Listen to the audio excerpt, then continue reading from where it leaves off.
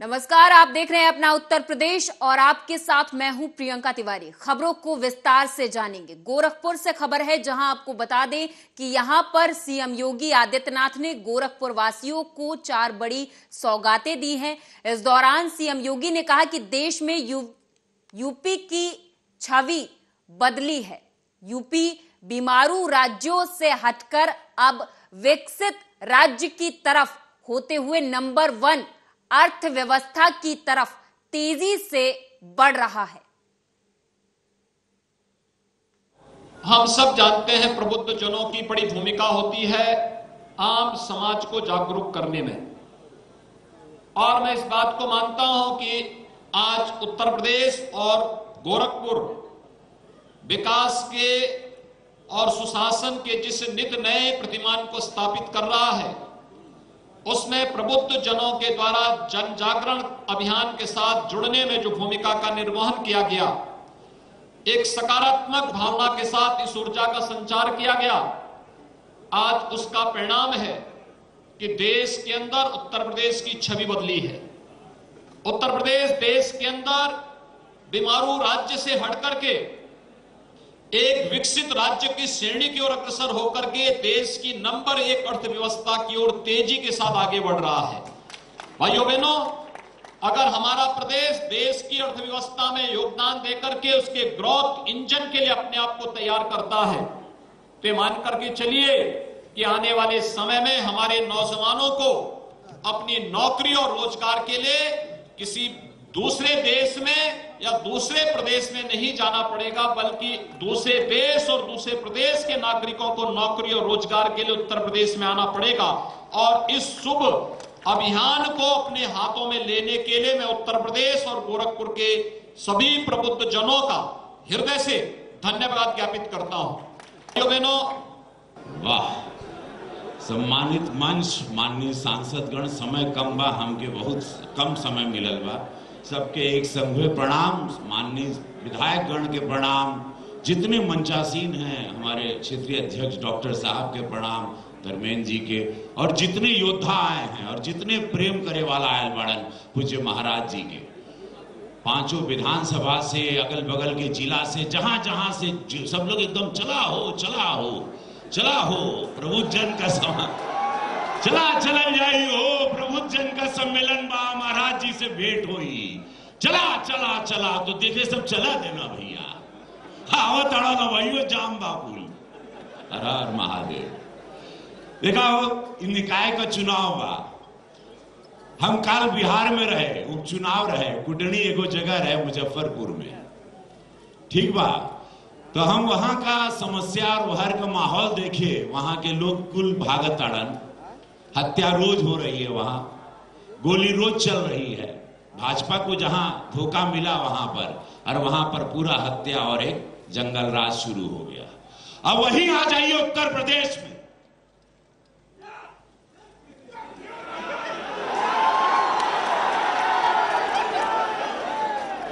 अब यहां भैया हो, माई हो, बाबा हो, ताकत नहीं किसी माफिया की,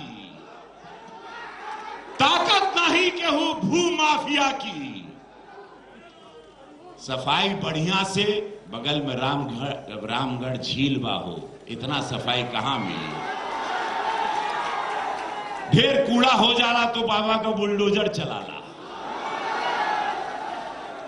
नली नाला सीवर लाइन आज 1000 करोड़ का मार, छह गो लेन का फ्लाईओवर बनी, 6 लेन का, जाम से मुक्त गोरखपुर, मेट्रो आई। गोरखपुर में निकाय चुनाव की सरगर्मियां बढ़ गई हैं। भारतीय जनता पार्टी ने गोरखपुर में प्रबुद्ध जन सम्मेलन का आयोजन कर निकाय चुनाव की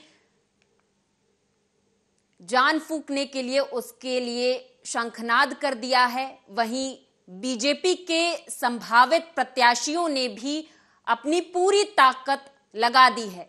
संभावित प्रत्याशियों ने अपने दलबल के साथ प्रबुद्ध सम्मेलन में शामिल होने के लिए अपने अपने वार्डों से जुलूस की शक्ल में निकले। सीएम योगी और पीएम मोदी के जिंदाबाद के नारे लगाते हुए सभा स्थल पर पहुंचे, जहां पर बीजेपी प्रत्याशियों ने बड़े ही दम से यह दावा किया कि अगली बार बीजेपी की ही सरकार बनने वाली है।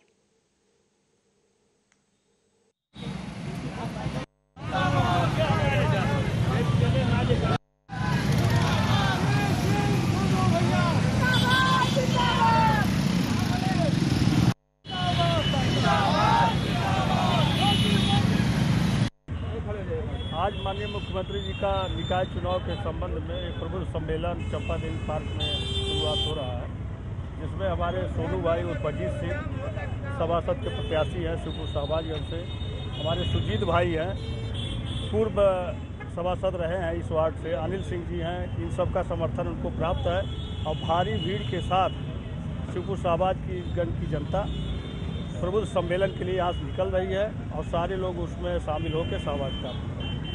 नौका विहार महंत दिग्विजय नाथ पार्क में जो है निकाय चुनाव को देखते हुए पूज्य योगी आदित्यनाथ जी महाराज की जो है निकाय प्रबुद्ध सम्मेलन है, उसी में हिस्सा लेने हम लोग जा रहे हैं। जैसा कि नगर निगम चुनाव की संगठनाट हो गया है, तो अब आप लोग की रणनीति क्या होगी, कैसे ज़्यादा से ज़्यादा सीटों पर जो है प्रभावी असर डाला जाए, यही तैयारी है। आप अपनी सीट पे क्या कैसे तैयारी कर रहे हैं, किस तरह के?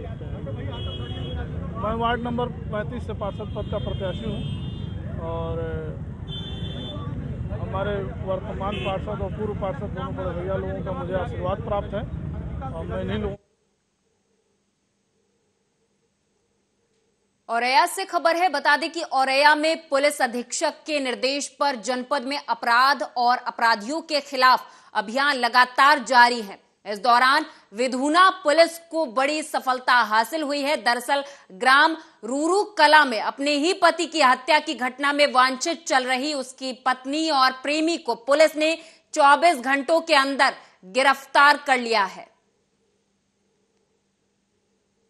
12/2022 को ग्राम रूरू कला थाना क्षेत्र बिधुना में एक 35 वर्ष के युवक दीपू उर्फ भूरे की डेड बॉडी उनके घर में कमरे में मिली थी और पूछताछ पे उनकी जो एक बच्ची है नाबालिग है उसके द्वारा बताया गया था कि कल उसकी माँ ने उसे अपने बगल वाले घर में जाके सोने को कहा था, अपने ताऊ के घर में, और बच्ची को रात को आवाज भी आई तो उसने आके माँ से अपने पिता की कुशलता पूछी तो उन्होंने। मिर्जापुर से खबर है, बता दें कि सरकारी नौकरी में हुई धांधली के खेल में मानक के विपरीत जिले में हुई 8 शिक्षकों की सेवा समाप्त कर दी गई है। दरअसल वर्ष 2016 में नियुक्ति पाने वालों के खिलाफ एफआईआर लिखे जाने की तहरीर दी गई थी, जिसके बाद ये बड़ी कार्रवाई की गई है, जबकि नियुक्ति टीम के खिलाफ जांच अभी जारी है। सेवा समाप्ति की गई तो क्या रीजन था, कब ये भर्ती हुई थी, क्या है पूरा मामला? वर्ष 2010 के बाद जो भी शिक्षकों की भर्ती हुई थी उसमें 3 सदस्यीय कमेटी शासन से बनाई गई थी, जिसे अपर जिलाधिकारी अध्यक्ष थे, अपर पुलिस अधीक्षक सदस्य थे और जिला बेसिक शिक्षा अधिकारी सदस्य। 3 सदस्यीय कमेटी थी। तो 2010 के बाद नियुक्ति हुई थी, उसमें एक शिकायत आई थी। 2016 में 15,000 की नियुक्ति हुई और 16,448 अध्यापकों की नियुक्ति का मामले में एक शिकायत आई थी, उसकी जांच कराई गई। जांच में जो दोषी पाए गए उनके खिलाफ कार्ड बताओ नोटिस जारी किया गया। उसके बाद उनको आरोप पत्र दिए गए। आरोप पत्र का उन्होंने 1 महीने के अंदर जवाब। लखनऊ पुलिस को बड़ी सफलता हासिल हुई है। बता दें कि पुलिस ने असलहे के बल पर दिन दहाड़े लूट करने वाले 3 आरोपियों को गिरफ्तार कर लिया है। उनके पास से कई असलहे भी बरामद किए गए हैं। जो रेजिस्ट ना कर पाते हों और उन लोगों की जानकारी वो समीर नाम के व्यक्ति को देता था और समीर अपनी एक टीम बनाकर उनसे घटनाएं कारित कराता था। इन्हीं लोगों से जब पूछताछ की गई और जानकारी प्राप्त की गई तो 1 वर्ष पूर्व थाना चौक में इनके द्वारा इसी प्रकार बंधक बनाकर एक लूट की गई थी। उस लूट से संबंधित भी जो है माल की बरामदगी कर ली गई है और आज वो वाला प्रकरण भी जो है खुल गया है। मैं आपको 3 अभियुक्त जिनको पकड़ा गया उनके नाम बताना चाहता हूँ। समीर उर्फ मोहम्मद रऊफ, ये मुसाहबगंज थाना ठाकुरगंज लखनऊ के रहने वाले हैं। रमन दीक्षित पुत्र अजय दीक्षित, ये भी मजबूबगंज। हमीरपुर से खबर है, बता दें कि सड़क किनारे एक घायल युवक मिला जिसे स्थानीय लोग अस्पताल लेकर पहुंचे, लेकिन डॉक्टर ने घायल युवक को भर्ती करने से इनकार कर दिया। तो वहीं इस दौरान गुस्साए स्थानीय लोगों ने जमकर बवाल काटा और तो और इस बीच स्थानीय लोगों और डॉक्टरों के बीच जमकर नोकझोंक भी हुई। तो वहीं स्थानीय लोगों ने डॉक्टर पर लापरवाही सहित कई गंभीर आरोप लगाए, लेकिन अस्पताल में मौजूद डॉक्टर ने आरोपों को सिरे से नकार दिया है।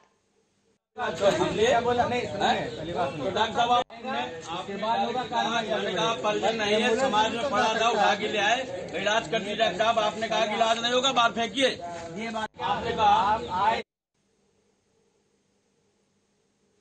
लखनऊ की सड़क पर एक बार फिर से तेज रफ्तार का कहर देखने को मिला। दरअसल आपको बताते चले कि रोड पर अनियंत्रित कार डिवाइडर से टकरा गई, जिससे कि कार में मौजूद 3 लोगों में से एक युवती को गंभीर चोटें आई हैं। तो वहीं घायल युवती को सिविल अस्पताल भेज दिया गया है, जहां पर उसका इलाज जारी है।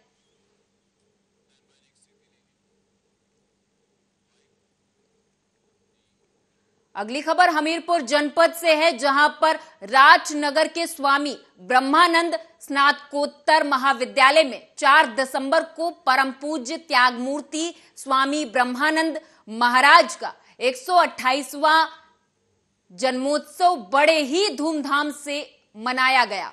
इस अवसर पर मुख्य अतिथि मुकेश राजपूत, सांसद फर्रुखाबाद प्रबंधक समिति के अध्यक्ष डॉक्टर इंद्रपाल सिंह और महाविद्यालय के प्राचार्य प्रोफेसर डॉक्टर SL पाल, जिला पंचायत अध्यक्ष जयंती संतराम राजपूत आदि ने स्वामी ब्रह्मानंद महाराज की समाधि पर पुष्प अर्पित कर माथा टेका। इस दौरान हजारों की संख्या में छात्र छात्राएं भी उपस्थित रहीं।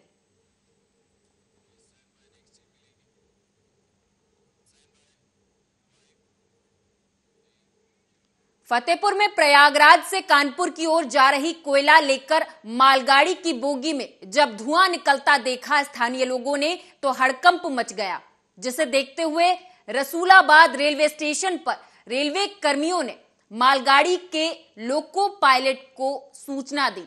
तो वहीं फतेहपुर रेलवे स्टेशन पर मालगाड़ी को रोककर फायर ब्रिगेड टीम को जानकारी दी गई, जिसके बाद से इस बड़े हादसे को टाला गया, नहीं तो कोई बड़ा हादसा हो सकता था।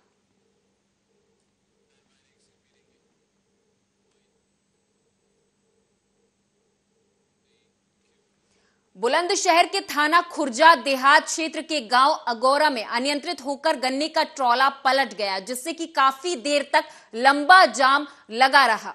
आपको बताते चले कि ओवरलोड ट्रॉला भरा होने के कारण यह हादसा हुआ। हालांकि सूचना पर पहुंची पुलिस ने जाम को खुलवाने का काफी प्रयास किया और अभी भी प्रयास लगातार जारी है।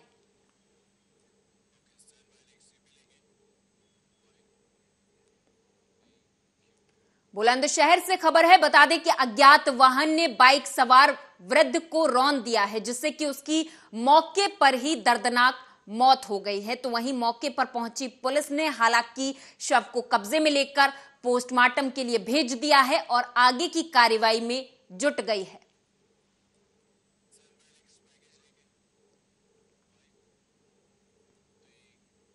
साल की सबसे ज्यादा कमाई करने वाली फिल्मों की लिस्ट में शुमार विवेक अग्निहोत्री की फिल्म द कश्मीर फाइल्स एक बार फिर से सुर्खियों में आ गई है। देश भर में इस फिल्म ने कई आलोचनाओं का सामना किया, तो कुछ लोगों को यह फिल्म बेहद पसंद भी आई है, पर अब अंतरराष्ट्रीय स्तर पर फिल्म को आलोचनाओं का दंश झेलना पड़ रहा है और एक बार फिर से फिल्म की टीम जवाब के साथ सामने आ गई है। जानने के लिए देखिए ये report.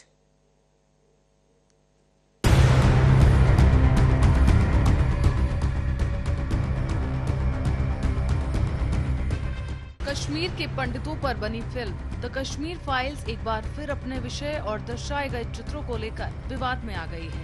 International film festival of India यानी इफी जैसे बड़े मंच पर आलोचना झेलनी पड़ी। इफी की जूरी हेड नादव लिपिट ने एक समारोह के समापन पर द कश्मीर फाइल्स को वल्गर और प्रोपेगेंडा फिल्म बताया है। कहा यह भी गया कि ये फिल्म परेशान कर देने वाली है।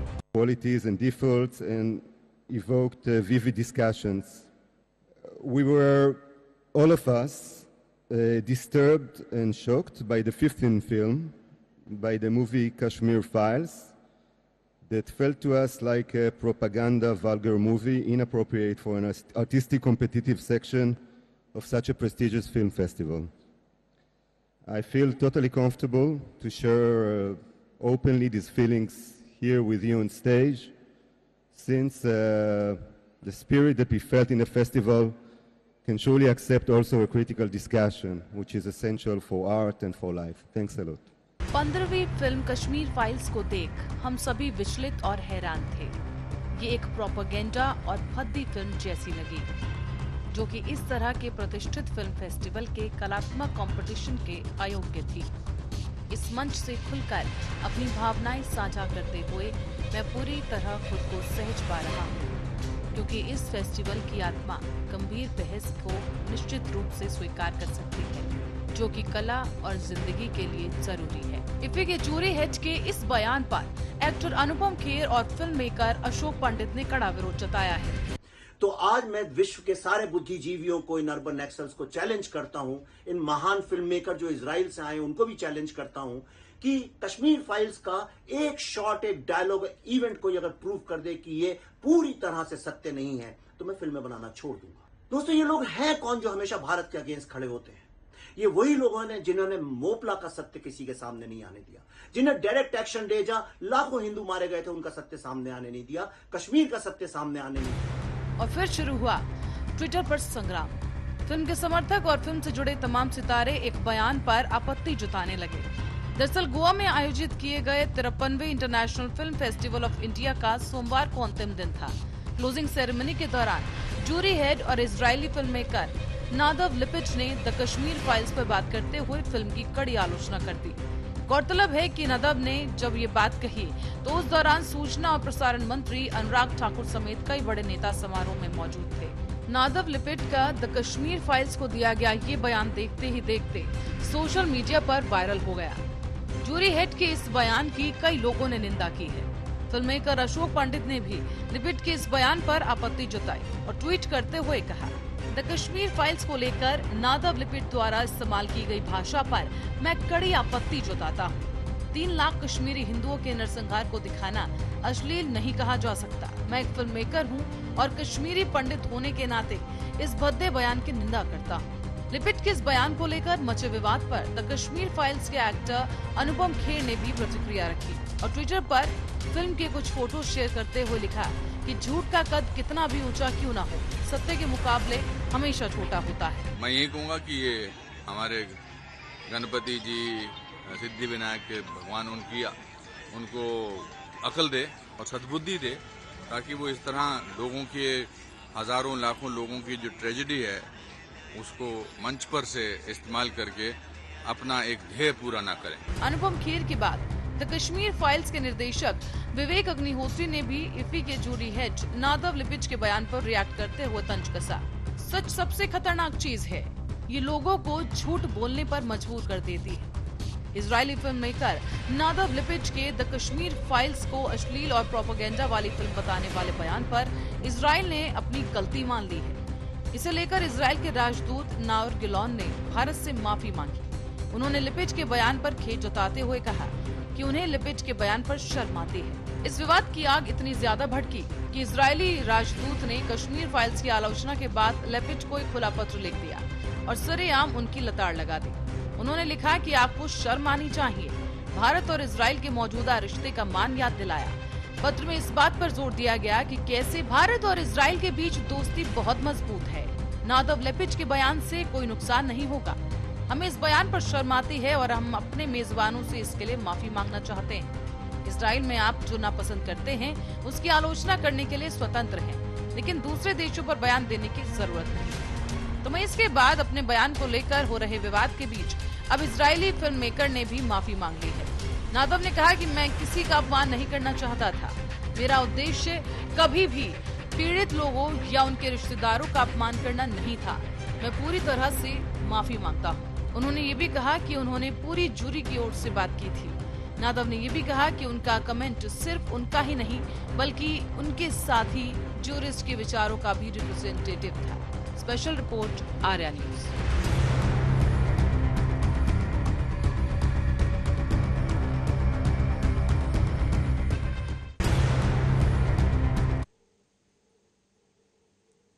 और इसी के साथ इस खास पेशकश में मेरे साथ बस इतना ही। आप देखते रहें आर्या न्यूज।